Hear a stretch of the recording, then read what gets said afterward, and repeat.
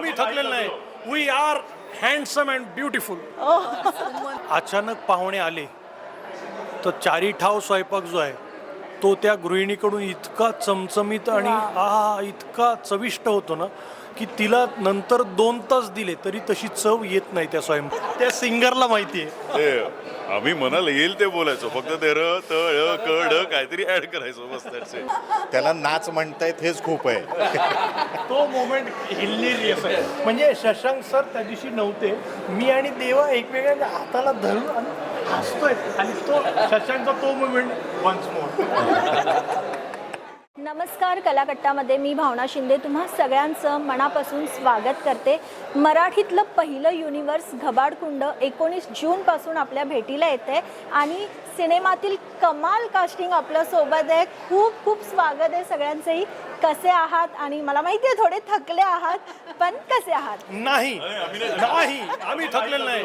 We are handsome and beautiful. Energetic. We are energetic. बोला, कुठलाही प्रश्न विचार. येस, तर आता आपण सगळ्यांनी एकतर ते धमाल कमाल मराठीतलं मला असं वाटतं की खूप वेगळं गाणं आज आपण खरं तर पाहिलं, तर मी तिथूनच सुरुवात करते. कसं नाचवलंय सगळ्यांना आणि किती मजा केली आहे तुम्ही सगळ्यांनी ते करताना. आम्हाला ज्यांनी नाचवलेलं आहे चित्रपटभर, फक्त गाण्यातच नाही, ते सिनेमाचे दिग्दर्शक आदरणीय सन्माननीय प्रीतमजी पाटील यांच्याकडे मी माईक देतोय.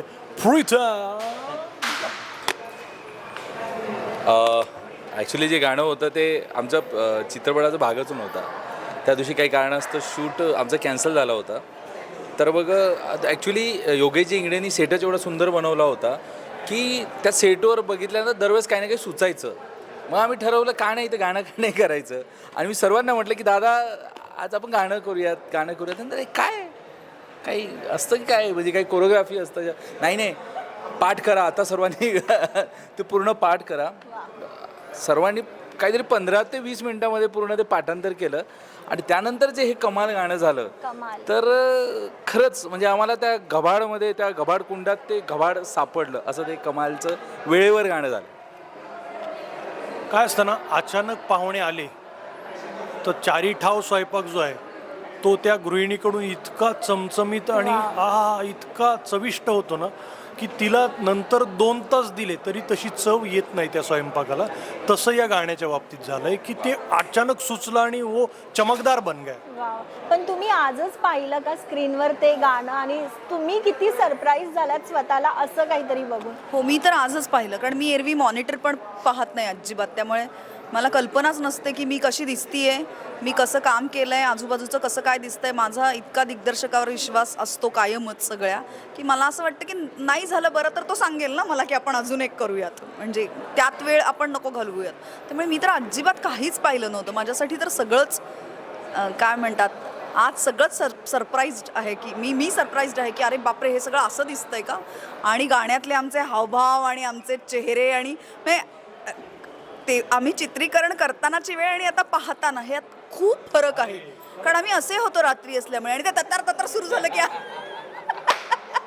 बरं, ते आम्ही सगळ्यांनी रताळा ते शब्द नाहीये. आम्हाला प्रत्येकाला जे वाटलं होतं ते तसं काहीच नाहीये. ते ऍक्च्युअल काय आहे त्याला माहिती नाही, त्या सिंगरला माहिती आहे. आम्ही मनाला येईल ते बोलायचो, फक्त ते र त ळ क ड काहीतरी ऍड करायचो बस. असंच होतं ना, आपण मध्ये असं असायचं आणि ते अचानक सुरू झाल्यावर आम्ही आणि पुढून प्रीतम सर सांगायचे आता हसा, आता वेड्यासारखं वागा, आता इथे बघा, आता मान वाकडी करा. पण मगाशी जेव्हा टेलर लॉन्च आपला होत होता तेव्हा असं बोलत होते की ही भेळ बनवली आहे ना, सगळे पदार्थ एकत्र घेऊन. पण जेव्हा तुम्ही सगळे पदार्थ एकत्र आलात तर या सिनेमानिमित्त जास्त घट्ट मैत्री झाली आहे का तुम्हा सगळ्यांची? मी आणि संदीप पाठक आम्ही अनेक वर्षांपासून एकत्र काम करतोय. म्हणजे जवळजवळ 2003-04 पासून आम्ही एकत्र काम करतोय. मी आणि शशांक शेंडे यांनी एकत्र काम केलेलं आहे. मी आणि कुशल बद्रिके यांनी पण एकत्र काम केलेलं आहे. पण आमच्यात अजून काही वेडी लोकं सामील झालेली आहेत, काही भोळी लोकं सामील झालेली आहेत, काही नवीन आम्ही एकमेकांना नवीन होतो अर्थात काम करताना. तर असे सगळे जुने नवे एकमेकांसोबत काम केलेले न केलेले असे सगळे एकत्र आलेले आहेत. पण आत्ता सगळ्यांचं सगळ्यांशी छान आहे. छान. मी आज दाखवण्यापुरतं नाही आहे, छान आहे. पण शशांक सर, तुम्ही यायच्या आधी ना आम्ही त्या गाण्याबद्दल बोलत होतो. तुम्ही नाचलात खरं तर. मी त्याला नाच म्हणतायत हेच खूप आहे. तो मोमेंट हिलेरियस आहे. म्हणजे शशांक सर त्या दिवशी नव्हते, मी आणि देवा एकमेकांच्या हाताला धरून आणि हसतोय, आणि तो शशांकचा तो मोमेंट वन्स मोर. पण कसा अनुभव होता हा सगळा? चांगला अनुभव होता. म्हणजे आत्ता बघताना हे सगळं छान वाटतंय. ज्या वेळेला करत असतो ॲक्च्युअल त्यावेळेला खूप टेन्स असतं ते. म्हणजे शूटिंगची गंमतच ती आहे मुळामध्ये, की आपण ज्या वेळेला काम करत असतो ना त्यावेळेला मग खूप सारी प्रेशर्स असतात. म्हणजे डिरेक्टरवरती प्रेशर असतं, प्रोड्युसरवरती प्रेशर असतं, ॲक्टर्सवरती प्रेशर. पण ते ज्या वेळेला हे सगळं आपण बघतो, म्हणजे आज ट्रेलर बघितल्यानंतर असं वाटलं की यार चला, आपण ज्या मार्गावरती होतो किंवा आपण जे करत होतो ते योग्य आहे आणि जे लोकांचं मनोरंजन करू शकतं आहे. आणि हे जेव्हा पॉझिटिव्हली ह्या काही गोष्टी दिसायला लागतात ना त्यावेळेला मग जुन्या गोष्टींचे किस्से होतात. नाहीतर त्या तशा फार विचित्र आठवणी असतात त्या सगळ्या. पण मजा आहे सगळ्यात. नक्कीच. वैष्णवी, तुला विचारते की हॉरर मालिका तू केली आहेस राईट, पण हा मोठ्या स्क्रीनवर दिसणं आणि सगळं मोठ्या प्रमाणात होणं, काय अनुभव? हॉरर माझा आवडता जॉनर आहे. पहिली तिकडी सिरियल झाली, मग काजळ माया झाली, दोन्ही हॉरर होत्या. पण मी त्यात जे कॅरेक्टर करत होते ते सामान्य माणूस आपण जे असतो ते करत होते. पण इकडचं खूप वेगळं आहे. दोन पैलू आहेत या कॅरेक्टरमध्ये आणि लोकांना घाबरवण्याची संधी मिळाली आहे मला. प्लस त्यात ती प्रेग्नंट मुलगी दाखवली आहे, जवळजवळ 17-18 वर्षाची. म्हणजे फार पूर्वी लवकर लग्न व्हायची, त्या मुली लवकर प्रेग्नंट राहायच्या आणि काही ठिकाणी त्यांच्यावर अन्याय केला जायचा. सो ह्या गोष्टी रिलेटेड आहे. 300 वर्षापूर्वीची गोष्ट आहे आणि ती तिच्या बाळाला वाचवण्यासाठी काय काय करते पुढे आणि गोष्ट कशी पुढे जाते हे 19 तारीखला कळेल. नक्कीच. संदीप दादा, खरं तर वेगळ्याच भूमिका कायम वाटायला येत असतात आणि ही एक वेगळी भूमिका.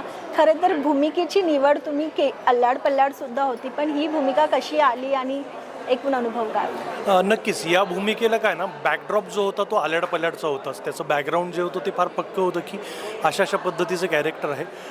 परंतु आल्याड पल्याडमध्ये जो परफॉर्मन्स दिला होता त्याच्यापेक्षा या परफॉर्मन्सची बैठक वेगळी आहे. त्याचं कारण असं की त्याचं आजूबाजूचं सर्कल सगळं बदललेलं आहे. म्हणजे तो फॅमिली मॅन झालेला आहे आणि एक जबाबदार नागरिक म्हणून तो वावरतो आहे, जबाबदार माणूस म्हणून. आणि ही फिल्मच मुळात प्रामाणिकपणा आणि हव्यास या दोन म्हणजे पॅरलल ट्रॅकवर चालते. की आज एवढा ग्रीडीनेस आहे आजूबाजूला समाजामध्ये की प्रत्येकजण समोरच्याला पैशामध्ये तोलतो आहे. आणि अशा समाजामध्ये अनेक माणसं अशी आहेत प्रामाणिक की जी नाकासमोर चालत आहेत आणि ताटात येणारी चटणी भाकरी ही त्यांच्यासाठी अतिशय समाधान देणारी आहे. तर हे कॅरेक्टरसुद्धा तसंच आहे आणि हे गोड आहे. म्हणून मी गमतीनं असं म्हणतो की हा गुळाचा खडा आहे किंवा खडी साखर आहे. आणि हे सगळे ग्रीडी लोक जे आहेत ते त्याच्या भोवती जमा झालेत. तर मला असं वाटतं की मला प्रत्येक वेळेस वेगळं काहीतरी किंवा एक्सपेरिमेंट करायला नेहमी आवडतं ना, फक्त लुकमध्ये पण emotion wise character wise experiment करायला आवडतं.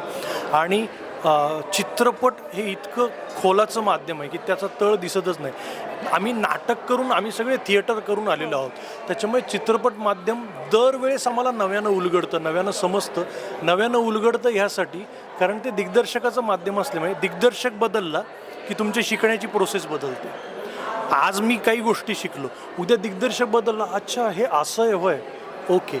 म्हणून नट हा सतत अभ्यास करत असतो, काम करत असतो आणि तो कधीच परिपूर्ण असू शकत नाही. त्यामुळे मला भूमिका निवडताना मी आधी कथेला महत्त्व देतो किंवा आशयाला महत्त्व देतो आणि काहीतरी म्हणू बघणारा सिनेमा जो असतो मग कुठलंही माध्यम असो तर तो मला प्रचंड आवडतो. समाजाला वेगळा म्हणजे ही सोशल मेसेज देणारी फिल्म नाही आहे, पण गोष्ट त्याची अशी आहे की त्यातून सोशल मेसेज जातो की शेवटी काय म्हणतो ना की सत्य परेशान हो सकता है लेकिन पराजित नहीं, पराजित. म्हणजे घबाडकुंड.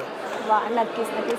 देवदत्त सर, खरं तर याआधी मी तुमच्याशी मालिकेसाठी गप्पा मारल्या होत्या आणि मला त्यांच्याकडून अशा फार काय म्हणू आपण भक्तिमय वाईब्स येतात नेहमीच आणि आम्हाला देवाच्या रूपांमध्ये तुम्हाला पाहायची सवय आहे. कट्टू तुम्ही इथे बळी मागताय वगैरे, तुमच्यासाठी हा अनुभव कसा होता? कदाचित तुम्ही माझे अगोदरचे 2 प्रोजेक्ट्स कदाचित बघितले नसतील, जे साऊथचे 2 प्रोजेक्ट्स होते. दोन्हीही मेगा हिट आहेत त्या तिकडे आणि त्या दोन्ही ह्याच्यामध्ये जो ड्रामा आहे तो सोशल ड्रामा आहे.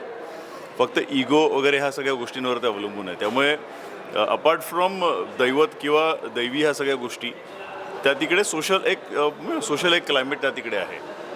सो घबाडकुंडाच्या बाबतीत जो विचार केला ना, तर तो जो खंगरी आहे तर तो एक स्वतःच्या एक त्याचं ध्येय आहे स्वतःचं, त्या ध्येयाच्या मागे तो लागलेला आहे आणि त्या ध्येयपूर्तीसाठी बाकीची लोकंसुद्धा आहेत, तीसुद्धा एक एक एक करून एकत्र येतात आणि मग त्यांची ध्येयपूर्ती होते की नाही ह्या सगळ्या गोष्टी घबाडकुंडामध्ये आहेत. पण ह्याच्यामध्ये तो असं आहे की त्याच्याकडे काय दैवी शक्ती आहे नाही हा अपार्ट, जे काही आहे ते 19 जूनला तुम्हाला बघायला मिळेल फक्त आणि फक्त थिएटरमध्ये. कळेल. हा प्रश्न मी सगळ्यांनाच विचारते, ज्यांना वाटेल त्याने व्यक्त व्हा, की जेव्हा ना अंधारात शूट झालेला चित्रपट वाटतोय, म्हणजे टेलर आम्ही पाहिलंय आणि फार असं थोडं हेवी होतं ना हॉरर मूवी शूट करताना, आणि मग ते आपल्या डोक्यावरून तो भार हलका करून रात्रीचं शांत झोपलं पाहिजे, कारण हॉरर मूवी पाहिल्यावर 1 दिवस 2 दिवस माणसाला शांत झोप लागत नाही. तुम्ही तर शूट केलंय, तर यावर काय? मी ह्याच्यावर नक्की सांगेन की आम्ही शूट करायचो, मोस्टली आपल्या शिफ्ट असतात त्या 12 तासाच्या असतात. सो 12 तास शूट करताना त्या सीनमध्ये मूड लागायचा, ते करत करत आम्ही ती शिफ्ट वाढवायचो. सो 12 तासाचे 18 तास व्हायचे आणि पॅकअप कधी रात्री अपराधी झाल्यानंतर 18 तास शूट झाल्यानंतर आम्हाला स्मशानात जरी झोपायला सांगितलं तरी आम्ही जाऊन तिकडे झोपू, बिंदास झोपू. थंडी वाजली तर बाजूला कदाचित काही असेल तर त्याच्या बाजूला जाऊन आम्ही झोपू, एवढे आम्ही थकलेलो असायचो. कारण एम एकच होता की घबाडकुंड हा चित्रपट परिपूर्ण व्हायला पाहिजे. सो त्यासाठी 1.5 शिफ्ट काय 2 शिफ्ट 3 शिफ्ट सुद्धा करायची आमची तयारी आहे, बरोबर ना रे संदीप? सो त्याच्यामुळे पूर्ण मेहनत आम्ही त्या तिकडे दिली होती आणि आराम वगैरे हा सगळी गोष्ट बाजूला ठेवली. ती एम एकच होता त्या सगळ्यांचा की घबाडकुंड हा चित्रपट 19 जूनला थिएटरमध्ये आणायचा, सगळ्यांनी कुटुंबासमवेत तो बघायचा आणि घबाडकुंड चित्रपटाच्या टीमचं त्यांनी भरभरून कौतुक करावं, बस. नक्कीच. एक खरं तर नवीन चेहरा सुद्धा या चित्रपटात दिसतोय. तुम्ही काय सांगाल, तुमच्यासाठी हा अनुभव कसा? नवीन अनुभव होता आणि अनुभव खूपच छान होता. खूप शिकण्यासारख्या गोष्टी होत्या. सगळ्या कलाकारांनी खूप छान सपोर्ट दिला आहे. म्हणजे मी नवीन असल्याचं मला कधीच डे 1पासूनच जाणवलं नाही. दिग्दर्शकाची पण तेवढीच मेहनत आहे माझ्या मागे आणि बाकी टेक्निकली जे काही सगळ्या गोष्टी होत होत्या त्याच्यामध्ये ते कॅरेक्टर अजून उभारून येतच होतं. नक्कीच. पण मला वाटतं इथे बसलेले सगळे कलाकार थिएटर केलेले आहेत, त्यामुळे काय म्हणू एक खूप अनुभव गाठीशी आहे. शशांक सर सुद्धा आहेत. तर सगळ्यात जास्त टेक करताना तुम्हाला त्रास असा दिला नसेल, पण ॲडिशन वगैरे कोणाकडून झाले आहेत का, त्याचा काही त्रास झाला आहे? माझ्याकडूनच झालं असेल. नाही, असं जनरली नाही झालं, कारण आमचं वातावरणच एवढं सुंदर होतं आणि अंडरस्टँडिंग आमची खूप चांगली होती की काय करायचं आहे हे त्यांना कळायचं आणि ते आणि चांगल्या गोष्टीसाठी मग याच्यात काय, जर एक चांगला एक इनपुट येतं आहे मला की नाही आपण हा सीन असं करूयात, तर आम्ही त्या पद्धतीने एक्झिक्यूट करायचो आणि त्यामुळे सीन आणि या गोष्टी आम्हाला कधी या गोष्टी जाणवल्या नाही. इट लाईक अ फॅमिली, की आपण सांगतो ना, मोठा भाऊ सांगतो की अरे नाही तू असं नाही असं करायला पाहिजे, किंवा मग मला लहान भाऊवरून वाटतं की नाही दादा आपण असं केलं पाहिजे. त्या गोष्टी मजेशीर होत्या. म्हणजे आपण एक दुसऱ्याला सांगण्यापेक्षा मला त्यांच्याकडनं खूप काही शिकायला भेटलं. तर या गोष्टी आम्ही त्या गोष्टी शेअर केल्या आणि ती मजा केली आम्ही. नक्कीच. आणि मला वाटतं की ही भेळ प्रेक्षकांना खूप आवडणार आहे आणि सध्या सोशल मीडियावर येते की तुमची झोप उडवणारा चित्रपट मराठी इंडस्ट्रीत येतोय. तर खरंच असंच होऊ दे आणि खूप प्रेम मिळू दे आणि मग छान सक्सेस पार्टी करा अल्लाड पल्लाड सारखी आणि आम्हाला बोलवा. थँक्यू सो मच आणि खूप खूप शुभेच्छा. थँक्यू.